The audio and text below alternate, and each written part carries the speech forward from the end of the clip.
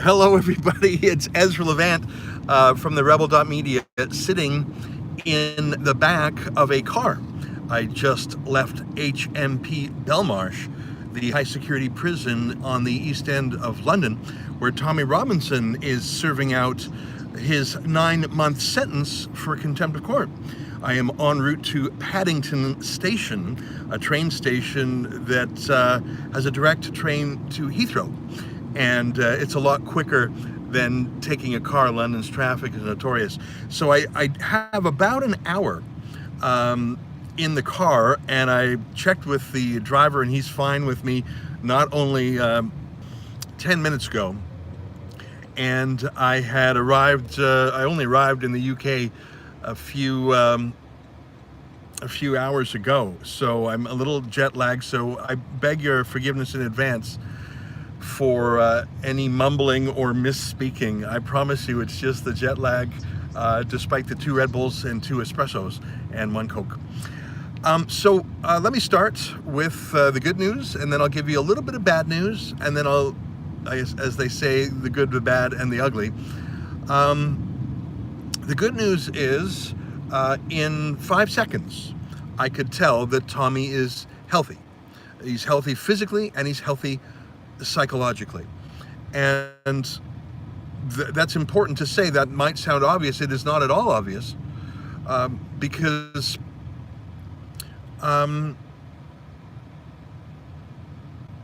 he wasn't okay in HMP Onley.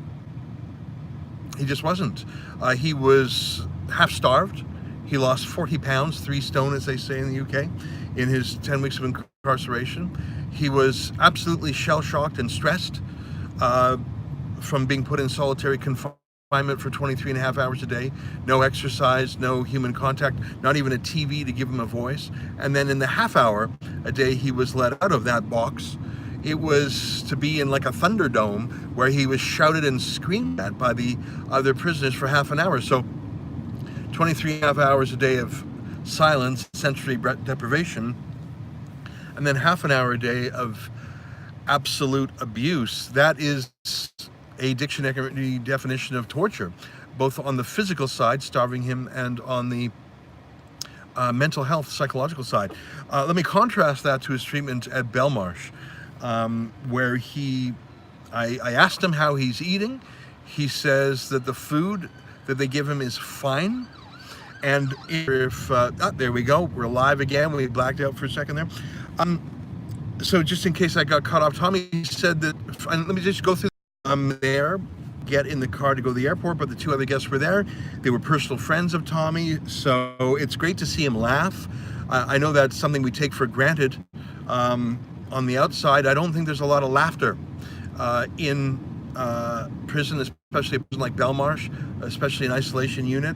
So my last visit with Tommy, 2 other friends were in attendance, Danny Tomo and Ashley. My phone conking out. By the way, there's just so many amazing, beautiful buildings London is just so full of, and I'm sure that to Londoners, they're not of any particular note, because there's just so many of them. It's ubiquitous in this city. But anyhow, so I apologize for the spotty cell phone. I'm just talking from his cell phone in the back of a car. And but let me get back to it, because it looks like we're connected again.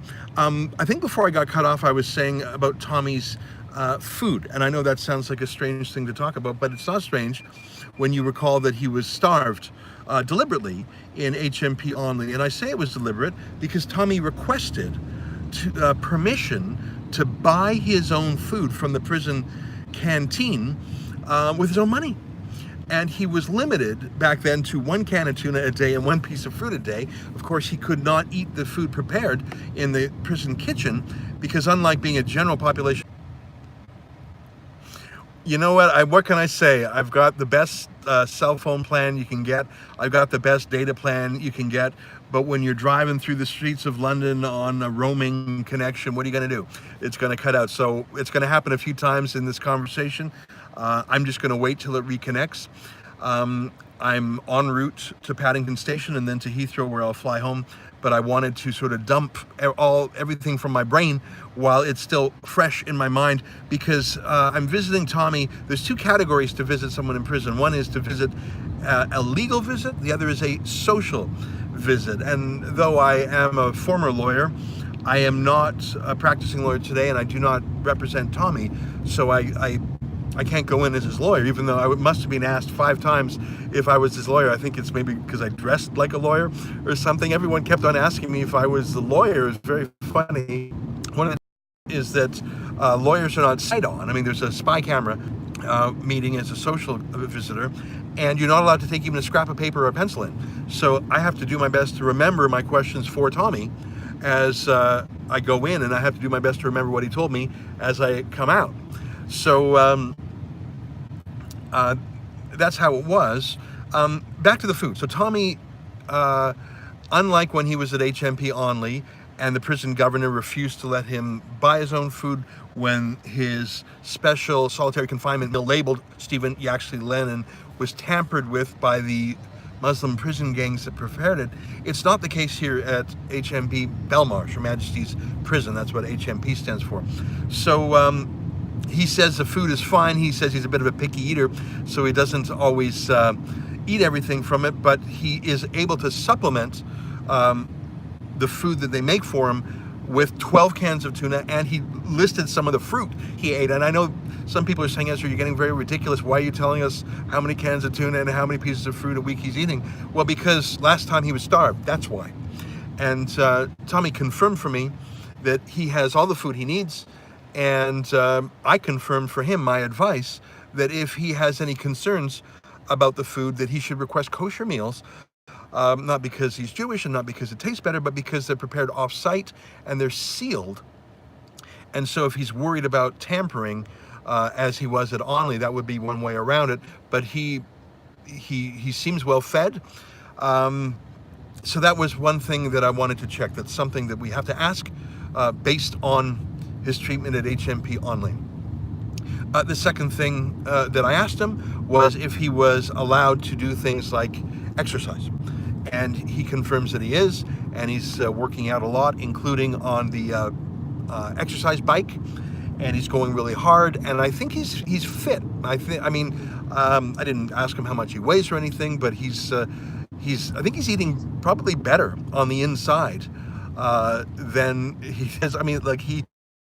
Now I should tell you that when you go to this prison and probably other prisons in the UK, there's a canteen where you can buy snacks, and it's run by Good Samaritans volunteers. And Jenna, Tommy's wife, says, well, bring him those cheese and onion crisps. That's what they call potato chips here in the UK. So me and the two personal friends of Tommy's that I attended with, he was happy to see us, but I think he was equally happy to see this healthy. He exercises. He remains in, I just keep laughing, the name of the ward he's in, they call it the contingency suites. That almost sounds like some sort of a hotel chain, a motel. I'm staying at the contingency suites. The smart business traveler stays at the contingency suites. That's what they call the secluded area of this prison. As I described last time, it's a prison within a prison. Ultra high security. There's only 3 prisoners in the whole unit. Julian Assange is there, although Tommy says he hasn't talked to Assange in 2 weeks, and he doesn't talk to him one-on-one. He hollers up. You don't see the other prisoners. Like Tommy, the only people he sees are guards. But he could sort of holler up to Assange, who hollered down. And when I was meeting with Tommy today, I heard the 3rd prisoner, who I think is a murderer, I'm not sure, I don't have all his details, was just hollering and moaning. So it's a very strange prison ward. There's literally 3 prisoners in this whole prison within a prison. Tommy Robinson, Julian Assange, and this unit. Although, as I was waiting to leave, I was talking to a guard, and I did tell the guard, in my opinion, that this is probably the best prison in the UK for him, because the threat to him comes from Islamic extremists in the general population, any of whom would instantly be a hero, perhaps even a jihadist martyr, if they were to kill Tommy Robinson. And that's not speculation on my part. People who follow Tommy know that he has been physically attacked in prison before. They've tried to kill him. And on the outside, of course, he's received more than half a dozen, they're called Osmond warnings. Those are official police warnings that come to you and say, we have credible intelligence that someone's trying to kill you. They don't really offer any help. They just say, okay, now we told you, so don't sue us for withholding that information. So he's over-prisoned. In my last visit, he told me that anytime he's moved from cell to cell, anytime he has any interaction with the prison, the guards deal with him in couples, in groups of two. I don't know if that's as witnesses, as protection, as I have no idea, but it's a very strange form of handling. He confirmed that the prison governor meets with him every day, just very briefly, and I didn't ask him about medical care this time, but the last time I visited him, he said he had a medical visit every day. And again, that is in stark contrast to his mistreatment at HMP Onley, where he was clearly under physical duress. You don't lose 40 pounds or 3 stone in 10 weeks without cataclysmic effects on your liver and other body. He was obviously vitamin deficient, and then of course psychological stress. At his last visit, he confirmed for me that he had met with, I think, the prison psychologist or psychiatrist, I'm not sure which. So from a food point of view and a health point of view, he's fine by his own testimony. And oh, by the way, I'm getting some super chats. Let me shout out Steve Parkinson chips in £2. Thank you for that. Wolfcat Wildcat says, keep up the good fight. Maybe Canada and the UK will be free again one day. Thank you for those super chats. I'm sorry I didn't read them before. I just was getting some stories out. The super chats are great, and YouTube takes 30% commission. It's a bit steep, but they give us the other 70%, which is great because we have our costs. I mean, I had to fly out here. And in fact, I've made another appointment. We will be visiting Tommy again next week, because although his prison treatment, I'm not going to say it's good. There's no such thing as good prison treatment for a journalist. You don't put journalists in prison. That's a Venezuela thing. That's an Iran thing. That's a Russia thing. But if you've got to be in a prison as Tommy Robinson, being in Belmarsh actually makes sense because of the special handling unit, because you're being protected. And there's a British documentary filmmaker, I'm sorry, I don't know his name off, Ross something, and all the Brits watching would know it, but I just don't know him, who's doing a documentary on Belmarsh coinciding with Tommy's time there. And it wouldn't surprise me. Hagen says, is Tommy getting out the 15th of September? I'd have to do the math. He was sentenced to 66 days. It was a 9-month sentence, but after various formulas for time served, etc., I think it worked out to a 66-day sentence, and I think he went in on July 11th, so you can do the math as well as me. So I think as prisons go, if you got to be in prison and you're Tommy Robinson, this is the one to be in. Now, I had other questions for him, including based on his experience in Onley. I should tell you the most irritating question, or answer to a question that I received, was whether or not he's getting his mail. And I'm sorry, the answer to that is no. Ryan Bark chips in $40, great reporting. Thank you, Ryan. Now, prisoners have the right to mail, especially a civil prisoner like Tommy. And I know that people have written him hundreds of letters, maybe thousands. But here's shocking to me, and I believe this rises to a violation of Tommy's rights, his rights as a prisoner. Because he was sentenced to prison, but he wasn't sentenced to solitary confinement. He wasn't sentenced to cruel and unusual punishment.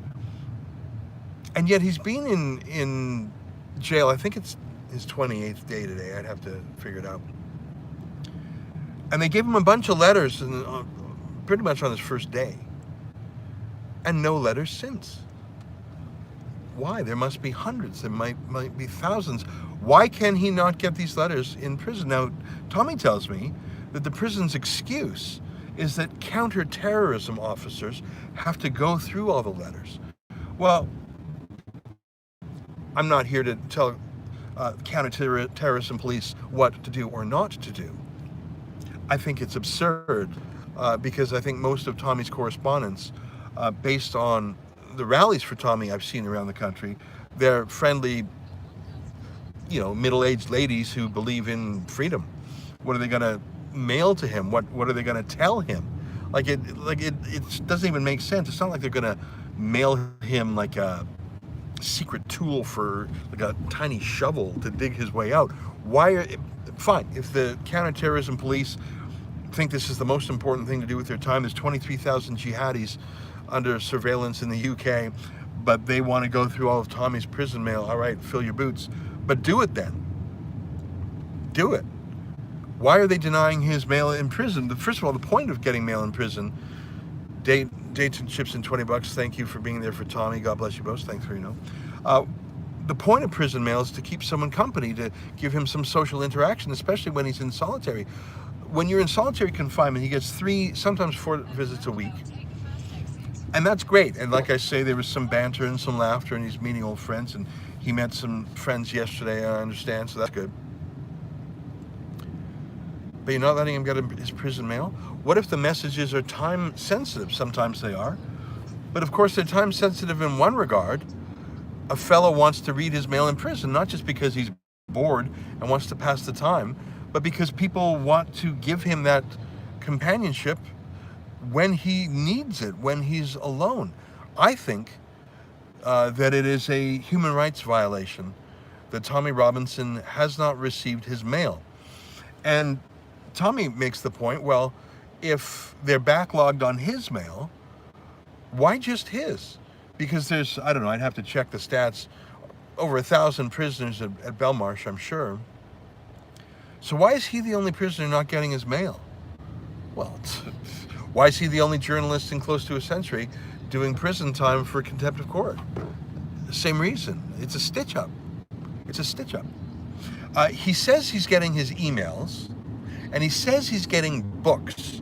I didn't ask him all the titles he's getting. I know people are sending books, but one of the books he said he got was Douglas Murray's new book, and I recommend Douglas Murray to anyone who doesn't know him. He's a very thoughtful commentator who is, I'd say, sympathetic to Tommy. He's probably the poshest sympathizer of Tommy in the UK, with the exception of Lord Pearson of Rannoch. So he confirms he's getting books, and I think he said he was getting emails, but he said he has not received any snail mail since he arrived. I think should sue over or raise bloody hell. Tommy's not my employee anymore. He hasn't been in a couple of years. I'm not in a position to make decisions for him. He's a big boy, and he's got good lawyers around him. But I think it's a violation of his human rights in that regard. So let me go through the issues. He hears some howling from the I think there's a murderer on the block. I heard that howling myself today, but Tommy sort of laughs at it. I don't think he takes it too seriously. I think the visit, I mean, look, he's 28 days out of 66 days. But I want you one thing that worries me. Because like I say, the problems with his incarceration last time, someone says, thank you, Ez, you're a good righteous man, thank you. Well, listen, I'm glad to do it. If you recall, when Tommy was first thrown in prison, he was sent to HMP Hull. He was in the hospital ward. It was safe. He was happy enough for a guy in prison. His family visited him. He said, this is no problem. And then literally the day after, his family visited him, and he said to them, oh, I'm fine. Then without warning, explanation, or appeal, he was sent to HMP Onley, this disastrous prison, so dangerous that the warden said, the governor said, oh, for your own safety, mate, I'm putting you in a box. So that's my point, is that things are fine in HMP Belmarsh until the moment they're not. So this is my second visit, and I know his friends and family are visiting him too. But my worry, and the reason I'm going to come back again, probably several times, is because I detect within HMP Belmarsh an instinct to, what would the Brits say, have a bit of a stitch up. Last time, I think I told you this story, last time I visited Tommy, 10 minutes before we were about to go in, the guard said, oh, I got news for you. You're going to be on the other side of a plate of glass talking to each other through phones. And I said, I have not flown all the way from Canada to talk to a lad through a phone. There's no reason for that. We were x-rayed, we were metal detected, we were sniffer dog searched. It's laughable anyways. What do you think I'm smuggling into him? What do you think he's smuggling out? He's not even a criminal prisoner. He's a civil. Like, it was ridiculous. And that was just something they tried capriciously. I raised bloody hell and in fact used a few new creative swears, and they backed down. But I thought to myself, look at that. Look at that little liberty, little infringement, little capriciousness there. And I thought that little act of violating a little right of Tommy's, that's a symptom that these folks would do whatever they could get away with. And I saw it again this time. I said the good, the bad, and the ugly. The good, Tommy's eating well enough. He's exercising well enough. There's no threats to him. He says he gets along fine with the guards. I believe it. I talked to one guard, super friendly, wanted to ask all about Canada, wanted to ask about Vancouver. I think that Tommy, as much as he interacts with the guards, I think it's friendly banter. They all seem friendly. Listen, Tommy says so, who am I going to dispute? So the good is, he's fed well enough. He's not being tortured psychologically. The governor personally visits him, even briefly. So I'd call that good as someone in prison. The bad, and I was shocked to hear it, and we talked about this, is no mail. They're just not giving him his mail, and their excuse is unacceptable. And even if it was a real excuse, which I dispute, so solve it. So if you really think that inspecting the letters written by little old ladies, middle-aged ladies around the UK, sending him stay strong Tommy letters, if that's really your top counterterrorism priority in this country with 23,000 jihadists, fine, then put more manpower on it. The guy's been in prison 28 days. He hasn't received mail in 27 of them. I'll tell you one thing. If that was a cage prisoner, some Al-Qaeda prisoner, they'd have a whack of lawyers filing suits right now. So the good was he's in physical health. The bad is no letters in 27 days. And the ugly, I got to tell you, I want to tell you this story. So as you know, I flew overnight from Canada. I don't mind. And landed in the morning, took the train, took the cab, whatever. Actually, another video. I had about an hour. I got about an hour early, so actually visited where Lee Rigby was killed. And there's Forte 3645. Tommy should organize a worldwide movement. Sorry, that passed by pretty quick. I think he is organizing a worldwide movement. So I landed. I did a little video where I finished that this afternoon, and my official appointed visiting meeting was so I was told to show up 45 minutes in. I showed up even earlier, so I'm there almost an hour early, and I know the drill because I'm there. So I go in, I show my ID, my passport, I give them my fingerprint, because that's how you move around the prison. You put your fingerprint in, they scan your fingerprint so they know it's you. It's pretty high tech. I empty all my pockets. I put everything in, not even a pencil, like look at your belt or anything. Later, I just 47 minutes early. I have two other families. There's like 20 plus groups.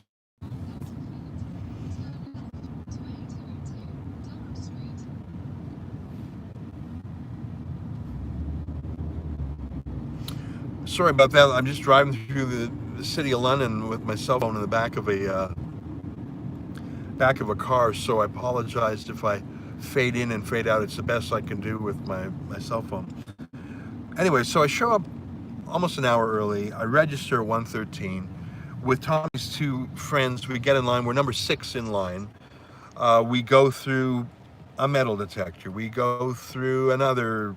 We go the physical pat down. Our stuff is X-rayed, and then we go into this general visitors waiting hall, and we're number 6, right?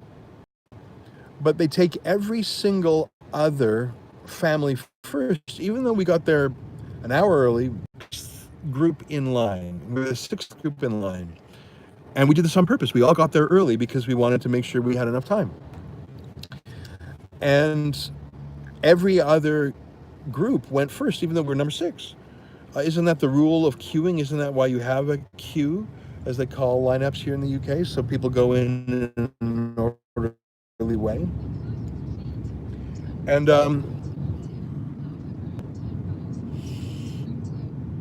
every single other group goes in, and the time goes by. It's 2. It's 2:15. It's 2:30. It's 2:40. Now I got to catch my flight. I'm on the afternoon flight out of Heathrow, and I actually made that publicly known. So is that what's going on? Like, it's a 2-hour visit from 2 to 4. I plan on being there from 2 to 3, leaving Tommy's friends there to continue to visit with him while I hop in a car to go to the airport. So the prison makes me wait 2:15, 2:30, 2:40, and I start saying, what's going on here? What's going on here? Why are you making, of all the families, there's 24 families here, why are you only making Tommy Robinson's guests visit? He's allowed 2-hour visits 3 or 4 times a week. So why are we sitting, like, we got there early. If you're thinking we got there late, we didn't. I checked in at 1:13. The visit was at 2. At 2:40, we haven't even been let in. They've done this before. They actually canceled a meeting with Tommy's lawyers at HMP Belmarsh. I'm not just talking about Onley, where they did that too. So they're not giving him his mail. They haven't given him his letters since the first day for counterterrorism reasons. Don't lie to me. Don't lie to me. And he's allowed a 2-hour visit, but it's 40 minutes into the visit, and there's no explanation or reason. We're still in the holding room. We're 6th in line, but all 20 plus people go through first. Don't tell me that's random. That's a stitch-up. That's a stitch-up. So I go to the guard, and I say, well, what's going on, mate? Oh, we need to have a Zulu escort. Well, I don't know what that means. I ask, what does that mean? I'm told that's the dogs. Man, I don't know, sniffing for bombs, sniffing for drugs. I don't know, but they're sniffing for something. They said, we cannot take you, talking to me, to see Tommy without a sniffer dog escort. Really? Is that? Why? Why is that? What do you think? What do you think I'm bringing Tommy, or what do you think he's bringing me? And you just put me through a metal detector, a physical search, and this is your excuse for delaying. And forget about me. I mean, I'm me. Who cares about me? These visits are Tommy's rights. They're not actually even my right. So Tommy Robinson has the right to 2-hour visits 3 or 4 times a week. I already put all my stuff in a locker, was physically patted down. Like, they searched the bottoms of my feet, shoes off, everything off, no belt, no watch, metal detector, and you won't even let me walk to this special handling unit without a sniffer dog. Yeah, that's a stitch up, mate. That's a stitch up. And the reason, and look, I'm me, who cares about me? It's Tommy's rights that are being infringed. Tommy is sitting in the visiting room for 40 minutes wondering where the hell his guests are. Well, we were wondering the same thing too. And I just see someone said that's normal. Really? Well, what about the fact that we were 6th in line and every single person went ahead of us? What's normal about it? Which was the normal part? Was it normal? I'm just crossing over one of the bridges here. Let me just turn the camera so you can see. Oh, there we go. Do you see that? I don't know if it's too bright, but what is that, MI5 or MI6? You can sort of...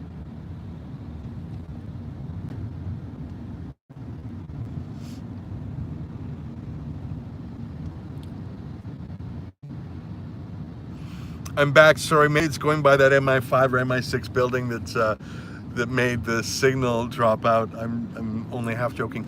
So, yeah, Tommy is having his rights infringed. I mean, whoever it was, I think it was because I've been doing these prisonreports.com. I've set up this website, prisonreports.com, where I'm reporting on Tommy's treatment in great detail. Now, excruciating detail. I'm telling you how many cans of tuna he's eating a week. But the reason I'm doing that is because I know how abusively he was treated by Her Majesty's Prisons authorities last time. So I think that what this was acted out by the prison staff. They didn't have to make our group go last. We were 6th in line. They made us go last. When I walked over last time, they didn't have to wait for a dog escort for me. Do I look? What exactly do they think I'm doing? Anyhow, so I went to the meeting. By the time we got to the room with Tommy, it was let's say 2:45. But look, I've got my list of questions, and I went through them, and we chatted a bit, and you know, we talked about some things that I'm not going to report publicly because they're private. Although I should say, that room, there's a camera right in it, there's a mic in it. Obviously, they're listening in on everything. And then, all right, it's 3 o'clock, 3:07 to be precise. And I thought, okay, I had 25 minutes, half an hour with the guy. I mean, I could stay till 4, but I got to catch my flight. And really, you know, it's nice to catch up with the guy personally, but that's not my purpose here. I'm not flying 7 hours each way for the banter. I'm flying 7 hours each way and then 2 hours each way on the road and train to make sure he's not being abused. Do you understand the difference? Like, it's great to have a hug and a handshake and a laugh and talk about personal stuff, but I'll be candid with you. I don't think I would be. So I was there for let's call it half an hour, not quite. So then I leave, and Tommy's 2 other friends stay. I said, look, stay till the last minute. I just got to go. So I go out and I say to the guard, I say, all right, I'm going to go now, like I did last time, and the other 2 will stay. I've accomplished my mission. I'm going to go now. And they say, well, you can't leave. And I say, excuse me? No, you can't leave. We need a very special escort for you now. They had a 3-man, 3-dog escort. I had to wait. And they were just, again, stitch up, complete stitch up. So I'm leaving. So I'm leaving prison now. I've actually left the visiting suite with Tommy. So I'm not even with Tommy anymore. I'm by myself now, waiting in a hall to walk the 5 minutes to get out of the prison. And they will not let me go until not 1, not 2, but 3. Like, what's that? I mean, how many prison sniffer dogs and dog, canine unit cops do they even have? I think that was all of them. I mean, maybe there's more than 3 prison dogs at Belmarsh, but all 3, if there were only 3, there were 3 of them that were dispatched to me. They were sent to escort me out. So I don't even know, like, there's a lot of signs: don't smuggle things in, don't smuggle drugs in, don't smuggle a cell phone in. Like, there's signs everywhere about don't smuggle things in. There's not really a lot of smuggling things out that I can imagine. Like, the drugs are on the outside, the guns are on the outside, the cell phones are on the outside, people in prison want them. What would Tommy possibly have to smuggle out through me? I don't even understand. Tommy's not there on any criminal charges. He wasn't a criminal convict. He's there, as you know, as a civil contempt. It's not even a criminal offense. He's a civil prisoner. It's absurd that he's in a prison with criminal convicts and terrorists. But we're delayed 40 minutes. we can only go in through sniffer dogs. So one sniffer dog for the three of us going in. All right, one sniffer dog for me and Tommy's other two guests. But I'm coming out alone, and they need 3 canine units. Like, what are they even looking for? What are they even looking for? But again, it was the amount of time it took them to get the 3 canine unit officers from the rest of the prison to escort me. That was clearly acting out childish juvenile misconduct by the prison to delay me from my flight. I'm sure I'll be fine. I'm in a car right now. And that Heathrow Express is so fast, it's 15 minutes. I really recommend it to people who travel in London. Now, I want to tell you that my feelings are not hurt. I like dogs. Now, I didn't pet these dogs. They look pretty, like these aren't little friendly puppies. I think these are attack dogs as well as sniffer dogs. They're very serious dogs, and they were growling. Officers with dogs, I think everybody does. I think that's, if I was a cop, that would be the kind of cop to be, don't you think? Other than cops who work horses. So this didn't hurt my feelings. I don't know, what do they think, I'm scared of dogs or something? I don't know. I don't know what it was for. Is it designed to say, watch out, Levant, stop smuggling things? I don't even know what the message is. I didn't understand it, other than the only thing that possibly makes sense is that they're trying to make me late for my flight. Like, why would they delay me 40 minutes to get in? And why would they delay me to get out, other than to truncate my time with Tommy? And why am I telling you this? Because I don't care the fact they made me wait. I mean, I really don't care. What I care about very, very much, and the reason I've told you of this anecdote, is because it confirms for me that if someone were not watching these people, they would be taking liberties just as they did with Tommy before. Do you see my point? It's not about the dogs. It's not about me. It's not about being sixth in line but maybe wait till 40 minutes. It's not about that. It's about, don't you see the liberties they would take? The phone's going in and out as we're driving through London. My point is, I told you about the liberty they tried to take last time, that I would have to talk to Tommy through a plate glass window through a phone. And I said, what the hell are you doing? And I'm telling you about the liberties they're taking this time. 1 dog in, 3 dogs out. Like, what? I don't even get it.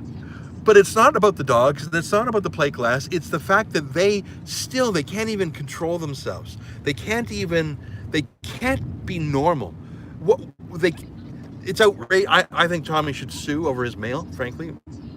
It's not my decision to make. But you see my point about them taking liberties, about them not enforcing the rule of law, you know, the traditional image of justice, Lady Justice with a blindfold, holding the scales up with a blindfold. No one's above the law. That Her Majesty's Prison Belmarsh, which for years was called the UK's version of Guantanamo Bay. Like, that's where they held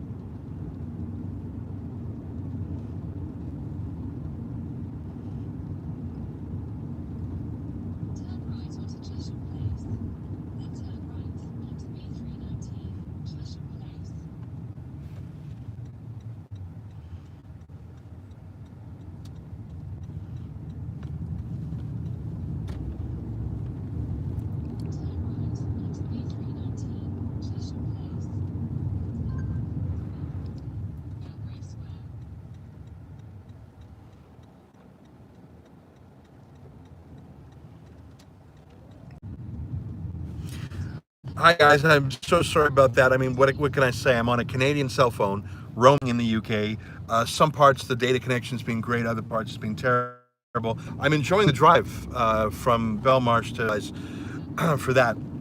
As I was saying before this started to bump, it is flattering in a way that a prison that is so serious that it was once dubbed Britain's Guantanamo Bay, a prison so serious it's where terrorists are held, where Lee Rigby, so there's murderers on their part. It's flattering to me, but it tells me the importance of these prison visits.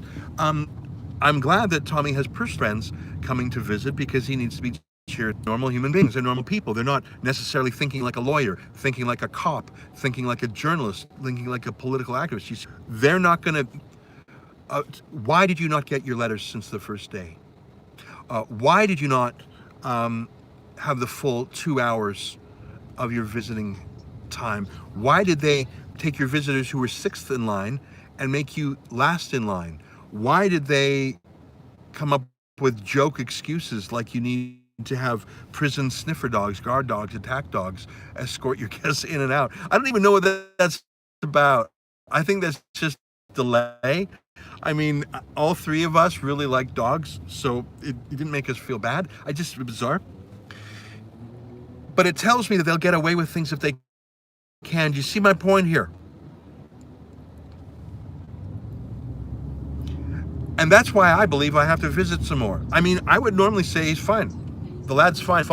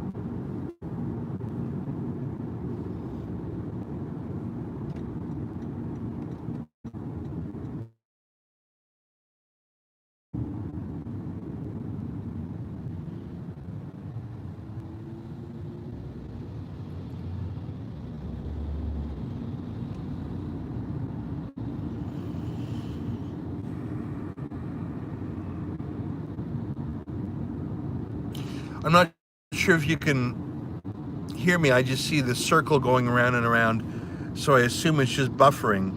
So I don't want to get into my next point until I'm connected. Some people are saying talk, Ezra, but I'm not going to do that until I get a clear signal. You can hear me? Okay. I wanted to make a slightly obscure point. I remember this from high school physics. I don't think I've used this phrase in 30 years. Oh, you can hear me. Okay, good. I see the circle. Yeah, I remember in high school physics, so tell me if my memory is wrong. Heisenberg's uncertainty principle. Have you ever heard of that? And it basically means sometimes when you measure something, you change it. As in, by looking at something to see what it's like, by the act of looking, it wasn't how it was before you looked. For example, I mean, you could think of what's a fridge like. When you open a fridge door, the light goes on. You can't actually see what it looks like in a fridge with the darkness. Opening the door, it changes what it looks like. I don't know if I'm explaining well. Maybe I've forgotten what Heisenberg's uncertainty principle is. But I think it applies here to Tommy Robinson. This is my second visit. We're coming another time next week, and we're going to do yet another. And we're trying to measure how Tommy's being treated. And so far the answer is okay, subject to the big caveats I mentioned. But I believe in my bones that if we were not measuring how Tommy is doing, normal situations, the lad's fine, I've visited him twice, he's fine. But no, I think we have to keep visiting him until he's done, because if we don't, then these liberties the prison authorities are taking with me, that water off a duck's back with me, they'll take more with Tommy. Now, I think it's outrageous they haven't given him his mail since the first day. I think it's outrageous they're cutting his visiting time down by 40 minutes at a 2-hour slot. I think it's outrageous that he had a lawyer's meeting canceled because of some prison issue. I think these are violations of Tommy's civil rights. I know in America, oh my God, he'd have civil rights lawyers all over this case. But my point about Heisenberg's uncertainty principle, and I'm almost at Paddington Station here. You know, I'm a few minutes away. So I'm going to have to go. I got to do that. We're measuring, and so far the answer is he's adequately treated. But the minute we stop measuring, I fear, is the minute all these little petty indignities, little infringements, capricious whims, which I really don't care about, they're going to harass Tommy. And thus, I believe that although in general today's visit was uneventful, this bizarre 40-minute delay and then triple dog canine unit thing, I believe that actually proves why we need to keep doing this, because we are only holding them in check by our visits. That's my theory. Now you tell me. You tell me. All right, I got to sign off really quick because I'm getting to the train station. I want to say thanks to everybody who gave their comments for me to pass on to Tommy. I passed on some of them, but I'm going to send the rest of them to him by email. All right, folks, I'm going to get out of the car now. I'm going to get to Paddington Station, get on the train, go to Heathrow, get on the plane, got to go home soon. I will have updates at prisonreports.com. If you thought this visit and these reports were valuable, I'd appreciate your help trying to cover it. You know, economy class air from Calgary, from Toronto rather. I just got to do it. There's no other way. I don't trust any journalists in the UK to do this. Any journalists in the UK, they hate Tommy. They couldn't care less how he's treated in prison. They actually want it to be bad. And actually, I think it's a salutary effect to have international journalists who care. I think that part of the reason the prison authorities are the way they are is because I'm visiting from abroad. And I think that if they take liberties with Tommy, they're already taking some, but if they pull another HMP only, move him to another prison, put him in jeopardy, change his treatment, they know there will be someone in North America raising bloody hell. And so Heisenberg's uncertainty principle, I'm coming every few weeks to measure, how are you doing? How are you doing? I think the fact that I'm measuring is keeping in check the bad behavior, because I've seen a few little outbursts of bad behavior, if you take my point. All right, we're just a couple minutes away, so I'm going to wrap up. I want to say thanks to everybody. I want to say thanks to the folks who chipped in with the super chats. I appreciate that.